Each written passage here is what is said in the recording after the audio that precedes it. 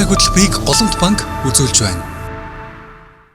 За сайн байцгаана үзэгчдээ. Шинжээчийн цаг нэвтрүүлгийн энэ удаагийн дугаараар Голомт Капитал үндэс засны компани зүгээс яг одоо дэлхийн хөрөнгийн зах зээл, эдийн засаг болон улс төрийн нөхцөл байдал чухал нөлөө үзүүлж буй олонний анхаарлыг татаад буй хоёр их гүрний удирдагч нарын уулзалтын талаар та бүхэндээ танилцууллаа.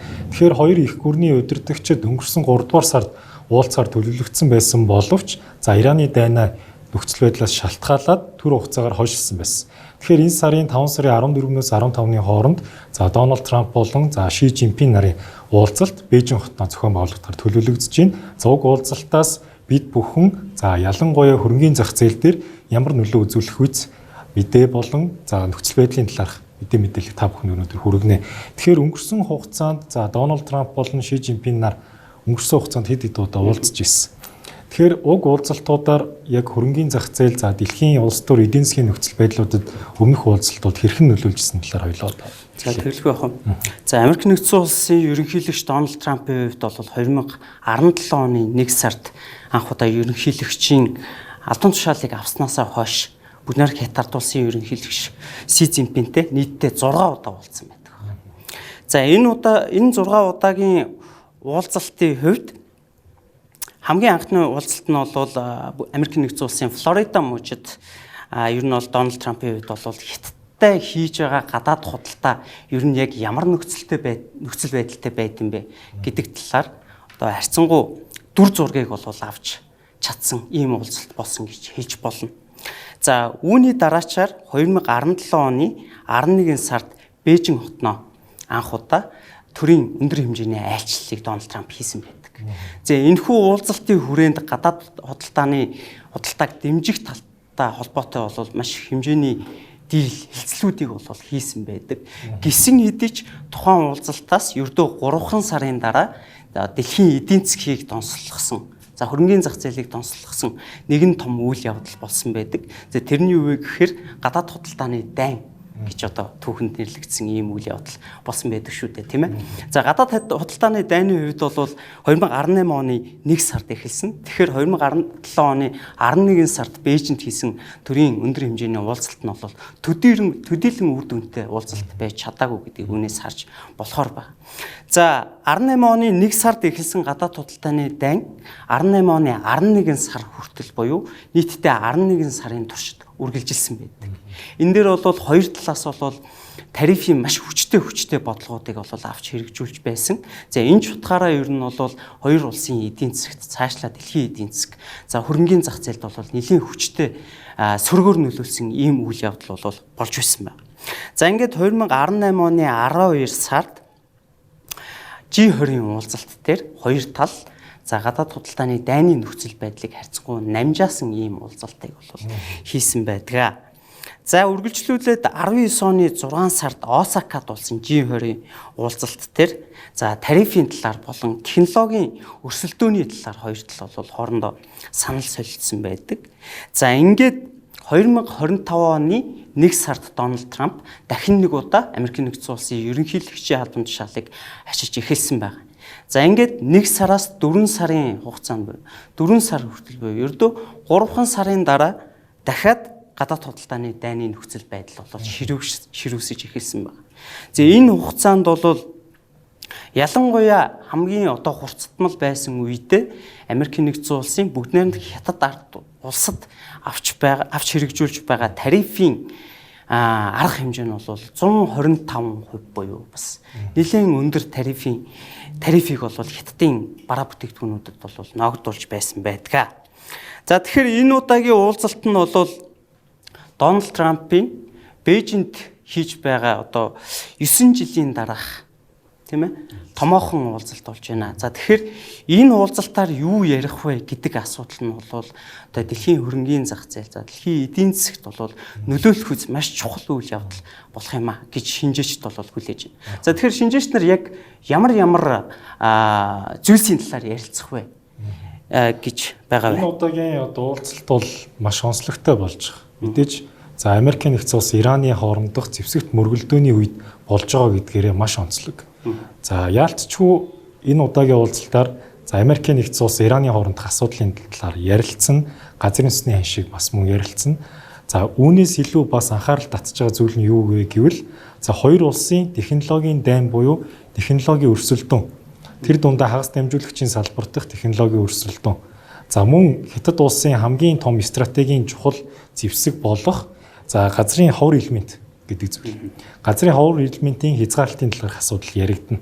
Тэгэхээр яг газрын ховор элемент гэдэг бол одоо яг одоогийн зах зээл дээр чип за технологиудад ашиглаж байгаа хамгийн чухал түүхий эдийн материал болж байгаа гэсэн. Тэгэхээр үүний талаар ярилцсан. За үүн дээр нэмэгдээд за мэдээж түрүүний ярьсан худалдааны дайн цаашдаа хэрхэн үргэлжлэхийн за тарифын асуудал хаашаа эргэх вэ гэдэг асуудал яригдана. За мөн Тайваны асуудал. За Тайванд бол Америкийн нэгдсэн улс Хятад хоёулаа оролцож байгаа учраас Тайваны асуудлыг ярих зүйтэй гэж шинжээчд бол хоорондоо үзэж байгаа гэсэн. Тэгэхээр маш товчхон одоо за геополитикийн эрсдэл донд байгаа Америкийн нэгдсэн улс Ираны хоорондох мөргөлдөөний талаар авч үзье. За Ираны одоо болж байгаа дайныг Америкийн нэгдсэн улс болон Хятадын талаас ямар байр суурьтай байгаа вэ гэдгийг одоо хоёлаа энэ хүү танилцуулган дээр илүү товчхондоо аваад үзчихье. За Америкийн нэгдсэн улсын зүгээс бол за галыг хурдан зогсоё.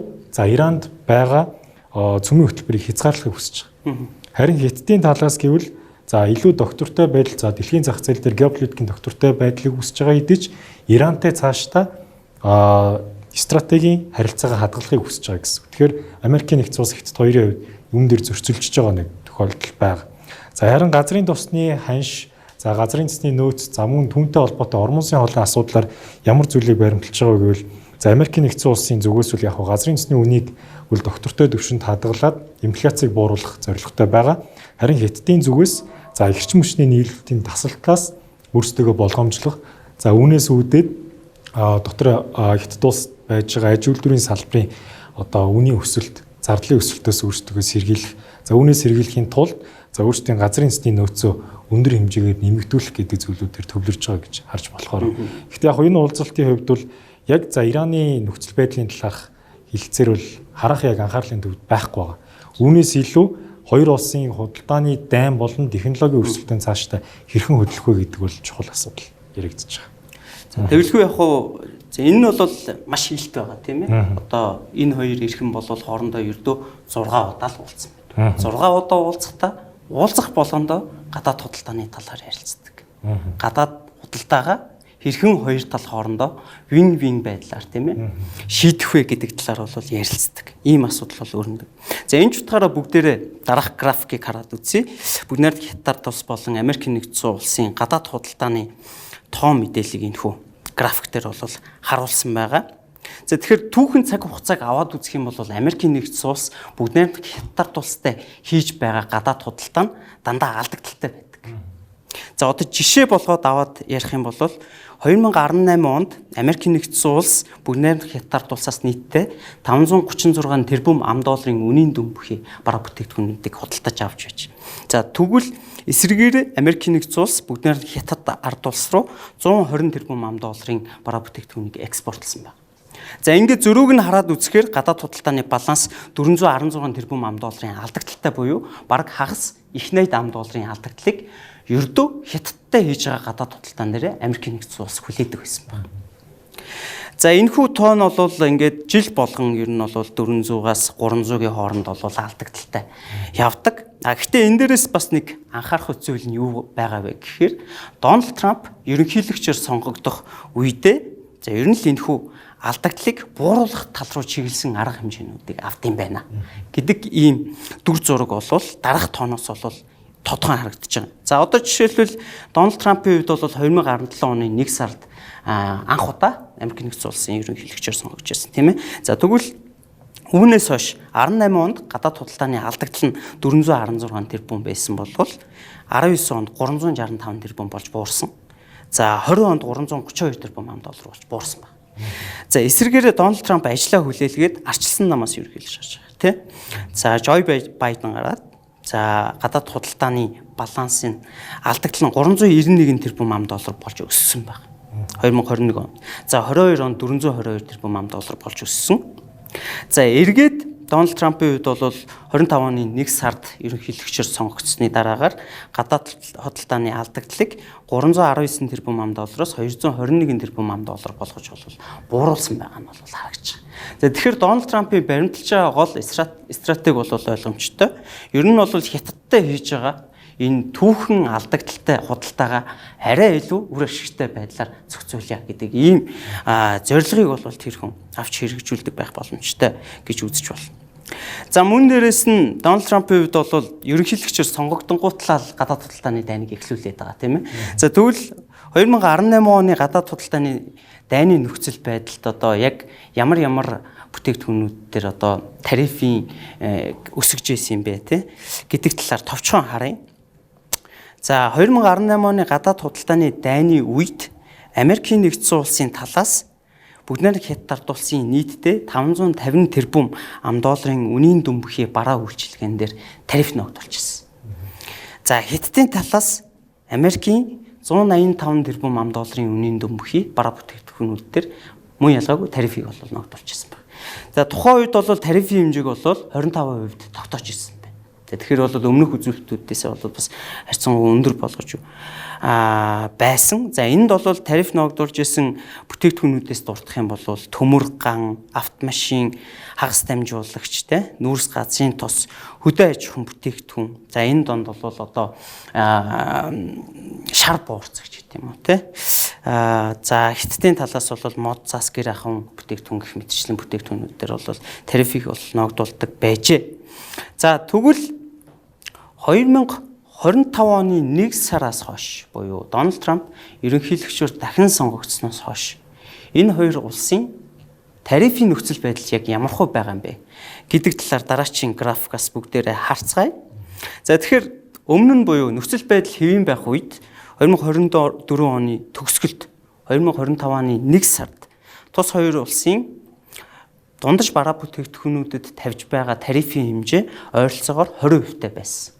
Аль тал нь 20%-ийн тарифыг бараа бүтээгдэхүүнүүд дээр тавьдаг байсан.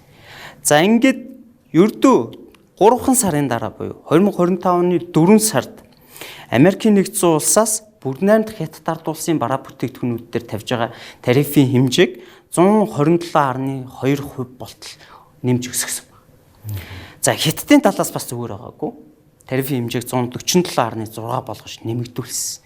За ингээд 25 оны 5 сараас эхлээд Хятадын талаас дараагчийн арга хэмжээнүүдийг авсан. Ялангуяа энэ дээр авч хэрэгжүүлсэн хамгийн том арга хэмжээ юу гэхээр газрын ховор элементийг Америкийн нэгдсэн улс руу экспортлохгүй.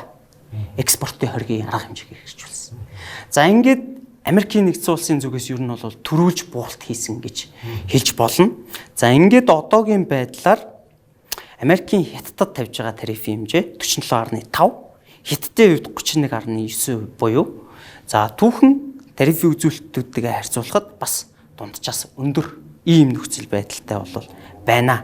За тэгэхээр ер нь бол энэ уулзалтан дээр тарифыг буулгахтай холбоотой, за тарифтай холбоотой хязгаарлалтуудыг бол бас ярих нь гарцаагүй маа гэж хэлж болохоор.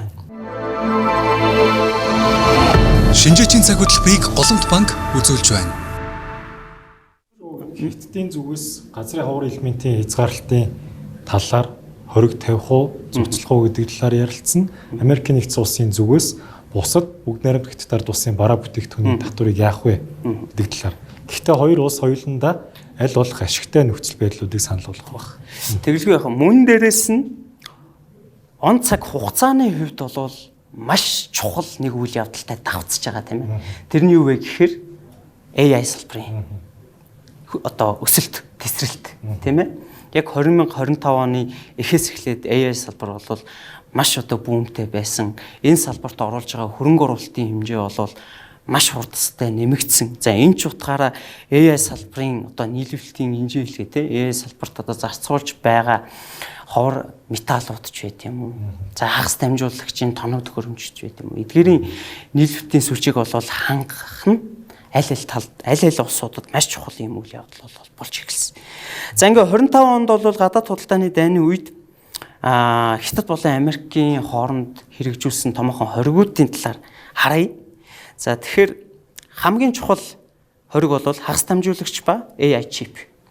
За энийг дагсан хагас дамжуулж үйлдвэрлэлийн тоног төхөөрөмжүүд.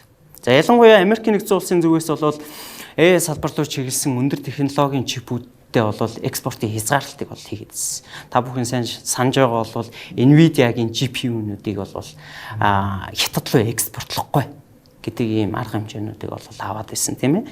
За энэтэй холбоотойгоор мөн ялгаагүй AI чипийг AI зориулж байгаа тэр өндөр технологийн чипийг үйлдвэрлэхэд шаардлагатай тоног төхөөрөмжүүдийг бас экспортлохгүй гэдэг ийм арга хэмжээг авсан. Нөгөө талдаа хятадын хувьд бол энэ нөхцөл байдал газрын ховор элементээр дамжуулан шахалт үзүүлэх. За нөгөө талдаа дотоодын тоног төхөөрөмжийн хэрэглээг бол нэмэгдүүлэх, дотоодын чип үйлдвэрлэгчдийг дэмжих гэдэг ийм арга хэмжээнд бол авсан байна. За дараачаар нь бол цахилгаан автомашины салбар байна. За хятадын хувьд бол одоо дийлэнх экспортын дийлэнх хувийг бол бас автомашины салбараар эзэлдэг. Тэгээ энэ ч утгаараа цахилгаан автомашин дээр бол 100% тарифыг ногдуулсан байсан. За ингээд хятадын зүгээс авч хэрэгжүүлсэн сөрөг арга хэмжээ нь юу гэхээр батарейн зориулж байгаа материалуудын экспортын хяналтыг бол хэрэгжүүлсэн. За гэх мэтчлэн ер нь бол чухал арга хэмжээнүүдийг авч хэрэгжүүлсэн байна. За мөн дээрээс нь Хятад улс Америкийн нэгдсэн улсаас импортлж байгаа хамгийн том гэж тооцогдож болох бүтээгдэхүүнүүдийн дунд шар буурцгийн импорт орж байна. Тэгээ импортын 10 гаруй хувийг бол соёбийн буюу шар буурцгийн импорт бол эзэлдэг байсан. За шар буурцгийг бол томоохон маш өндөр тариф тогтоосноос шалтгаалan худалдаа авалтыг ер нь бол Бразил руу бол шилжүүлсэн. Одоо ер нь бол шар буурцгийг Хятад Америкаас гэхээс илүү Бразилаас судалдаж авч байгаа. За мөн дээрээс нь эрчим хүч байна. Эрчим хүчт одоо natural gas гэдэг юм уу тийм газрын тос за бүтээгдэхүүн дээр бол тариф өндөр байгаагаас шалтгаалаад ер нь бол Хятад улс газрын тос бараг худалдаж авахаа болсон гэж зарим их сурвалжуудаас бол үзэж байгаа. За Boeing байна. Boeing-тэй холбоотой арга хэмжээнүүд бол байгаа даа. За зэрэг ер нь бол хоригуудыг бол тавьж байжээ. За тэгвэл одоо гадаад худалдаанаас гадна өөр яг ямар сэдвүүдээр ярилцах. Тэрэн дээр одоо чухал хөндөгдөх зүйлс нь юу байх вэ тэр талаар? Тэгэхээр Америкийн нэгдсэн улсын экспорт импортыг харах юм бол дийлэнх хувь хэмжээнд бүгд найрамд Хятад ард улстай хийж байгаа дийлэнх хувь хэмжээнд за захиргаан болон электрон тооны төхөөрөмж гэж. Энэ донд бол мэдээж технологийн салбарын хагас дамжуулагчид орж байгаа. Тэгэхээр үүнтэй дийлэнх нь байгаа гэсэн. Тэгэхээр үүнтэй яалтчгүй уялдаж орж ирж байгаа Америкийн нэгдсэн улс Хятад улс хоёрын хоорондох технологийн өрсөлдөөнтэй уялдаж орж ирж байгаа нэг зүйл бол Тайвань. Тайвань улс баг. За Тайвань улс бол дэлхийд дээр хагас дамжуулагч үйлдвэрлэлээрээ тэргүүлж байгаа. За Америкийн нэгдсэн улсын за бүх чип үйлдвэрлэлийн компаниуд за жишээ нь та бүхний хамгийн сайн мэдэх Nvidia гэх мэтлэн компаниудын чипэд маш сайн нөлөөлж байгаа нийлүүлэлтийг хийж байгаа компани. Ер нь одоо яг энэ өндөр технологийн чип үйлдвэрлэлээрээ одоо ганц гэж хэлж болох улс компани байгаа шүү дээ тий. Taiwan Semiconductor Manufacturing. Тэгэхээр Америкийн нэгдсэн улсын зүгээс Тайванд ямар шаардлагыг тавьж байгаа вэ гэхээр за Тайванд нь чип үйлдвэрлэлийн хамгийн чухал стратеги ач холбогдолтой улс учраас Америкийн нэгдсэн улс анхаарал тавих нь ойлгомжтой болчихж байгаа. За Хятадын талаас яагаад анхаарал тавьж байгааг бол Тайван бол Хятадын салшгүй нэг хэсэг, Хятадын нэг хэсэг гэсэн шаардлагуудыг тавьж байгаа гэж хэлж болж байгаа. Тэгэхээр яалтчгүй Тайваны талаар Америкийн нэгдсэн улсын зүгээс ч тэр Хятадын зүгээс ч тэр анхаарал тавьж Тайваныг ерөөхдөө булаацалтж гинэ л гэж ойлгож болж байгаа гэсэн. Тайваны хувьд Хятад талаас нь аваад үзэх юм бол ер нь яг энэ тал дээр төвлөрсөн мэдээллүүд маш эмзэг ханддаг шүү дээ тийм. Ялангуяа оны эхэнд бол Японы ерөнхий сайд Санаа Такаичи Тайваны бүс нутагт одоо цэргийн одоо зэвс түвшнээ байршуулах тал дээр бол маш их мэдээллүүдийг хийгээд байсан. Ялангуяа энэ бүс нутгийн тогтвортой байдал нь Японы аюулгүй байдалд бол маш чухал нөлөө үзүүлэх ийм бүс нутаг юм а. Энэ ч утгаараа зэвсэгт хүчнийг энэ бүс нутгуудад байршуулна гэдэг ийм мэдээллийг гаргасны дараагаар Хятадын талаас бол Японы зүгт бол бойкотыг бол маш хэмжээнд хийсэн байна тийм. Тэгээ энэ ч утгаараа ер нь бол Тайваны асуудал бол Хятадын хувьд бол яалтгүй чухал ийм бүс нутаг байдаг. За мөн дээрээс энэ уулзалтаар хүлээж байгаа олон улсын шинжээчдийн дүгнэлт таамаглал юу байгаа вэ гэхээр За Америкийн нэгдсэн улсын Тайвань дахь хүч нь сулрахч магадгүй. Америкийн нэгдсэн улсаас Тайвань руу нийлүүлж байгаа зэвсгүүдийг нийлүүлэлт багасж магадгүй. Эсвэргээрээ за Тайвань Хятад улсын талд арай зөвштэй шийдвэр гарч магадгүй гэсэн хүлээлт байгаа гэж хэлж болж байгаа. Тэгэхээр үргэлжлүүлээд тэгвэл Хятад улсын хамгийн том стратегийн чухал зүйл болоод байгаа газрын ховор элементийг аваад үзье. Газрын ховор элементийн хязгаарлалтаар дамжуулаад Хятад улс өндөр тарифын шийдвэрээс өөрсдөө салгаж чадсан. За ирээдүйд ч гэсэн газрын ховор элементээрээ өөрсдийн хүчийг авах төлөвлөгөөтэй байгаа гэсэн үг. Америкийг одоо буулт хийхэд нөлөөсөн хамгийн гол хүчин зүйл байгаа шүү дээ. Тэгэхээр газрын ховор элемент гэж яг юу юм бэ? Газрын ховор элементийг бол за жишээлбэл хөдрөөс гаргаж авдаг. Газрын ховор элементийг юунд ашигладаг вэ гэвэл за бид бүхний одоо хамгийн сайн мэдих захилгаан автомашин. За захилгаан автомашины батарей, за тэгээ ухаалаг гар утас, за LED лазер болон за пуужингийн эд хэрэгслүүдэд ашигладаг.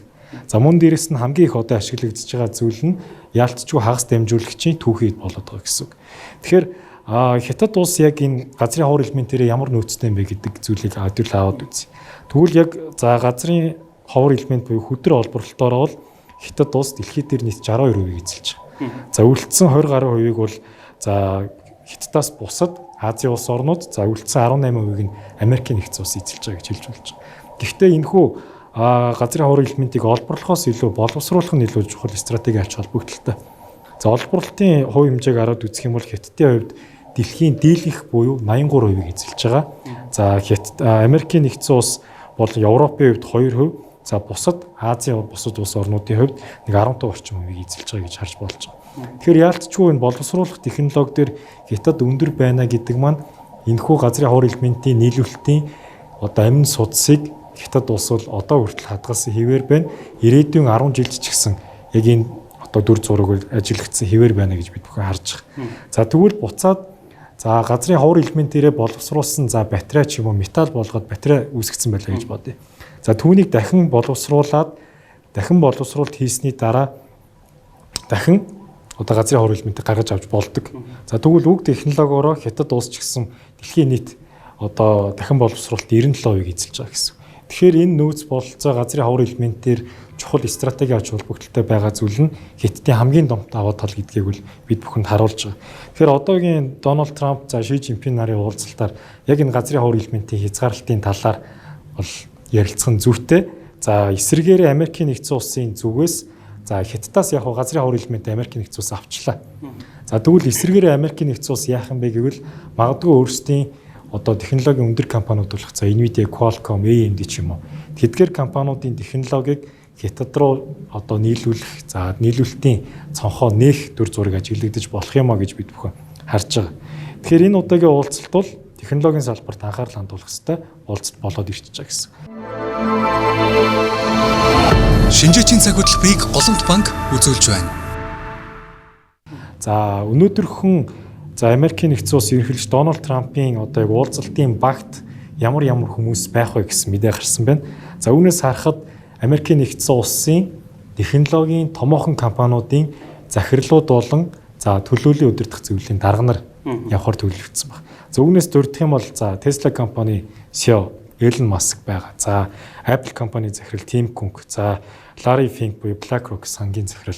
За мөн үүн дээр нэмэгдээд Boeing компани захирал нэмэгдэж байгаа гэж хэлж болж байгаа. За мөн үүнээс гадна Америкийн нэгдсэн улсын за яг одоо технологиг бадж явж байгаа. За мөн гар утасны технологиг бадж явж байгаа. За Qualcomm зэрэг бусад компаниудын одоо захирлуудыг уг уулзалтанд орьсон байгаа гэсэн. Тэгэхээр уг уулзалт бол гол төвлөрөх зүйл нь за технологи хагас дамжуулагчийн салбарын дамжуулалт нийлүүлэлтийг яах вэ гэдэг дээр төвлөрч байгаа гэж хэлж болж байгаа. За тэгээд мөн энэ жил гарснаар 2026 он гарснаар Америкийн нэгдсэн улсын яг энэ салбарын хувьцаанууд яасан, Хятадын хувьцаанууд яасан бэ гэсэн гүйцэтгэлийг хараад үзэхээр за Америкийн нэгдсэн улсын хувьд бол за хамгийн өндөр гүйцэтгэлийг үзүүлээд байгаа нь бол Intel компани хувьцаа 250% гүйцэтгэлийг үзүүлсэн.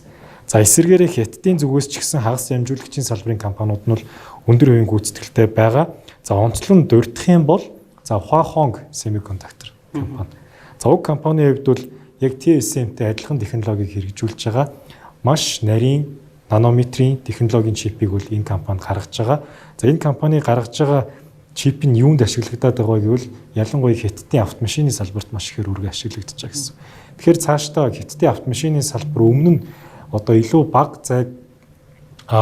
бага цэнгээр илүү хол цаг яаж туулах вэ гэдэг байсан бол за одоо илүү доторх машины салон бол опшны үзүүлэлтүүд нь яаж хэрэглэгчид илүү тогттой тухтай байх вэ, яаж технологиг ашиглах вэ гэдэг зүйл дээр төвлөрч байгаа гэж хэлж болж байгаа гэсэн. Тэгэхээр энэ слайдыг дүгнээд үзэх юм бол хятадын зүгээс гэвэл өөрийн хагас дамжуулагчийн экосистемийг илүү бие даасан бусад улс орноос үл хамаарсан байдалтай байлгах. За харин Америкийн нэгдсэн улсын зүгээс өөрсдийн технологийн орхилоо алдахгүй за газрын ховор элементийн нийлүүлэлтийн тасалдалд орохгүй гэсэн стратегийг баримталж байгаа гэж хэлж болж байгаа. За өнөөдрийнхөө слайдыг нийлүүлээд базаад хэлэх юм бол ямар ч хэлсэн 14-өөс 15-ны өдрүүдэд одоо энэ оны хамгийн чухал гэж хэлж болох үйл явдлуудын нэг буюу Америк нэгдсэн улс болон бүгд Хятад улсын тэргүүнүүд уулзах байна. За энэ уулзалтуудын хүрээнд бол хагас дамжуулагчийн салбарыг цаашд яаж хамтран хөгжүүлэх вэ? За мөн дээрээс нь газрын ховор элементийн тасалдaltaгүй байдлыг яаж хангах вэ? За технологийн салбарын цаашдын төсөөллийн талаар за мөн дээрээс нь гадаад худалдааны тарифтай холбоотой нэлээд чухал шийдлүүдийг хоорондоо ярилцах болов уу гэж хүлээж байна. За энэ түргэд өнөөдрийнхөө шинжээчийн цагийн дугаарыг өндөрлөе. Анхаарал тавьсан та бүхэндээ баярлалаа. Шинжээчийн цаг хөтөлбөрийг Голомт банк үзүүлж байна.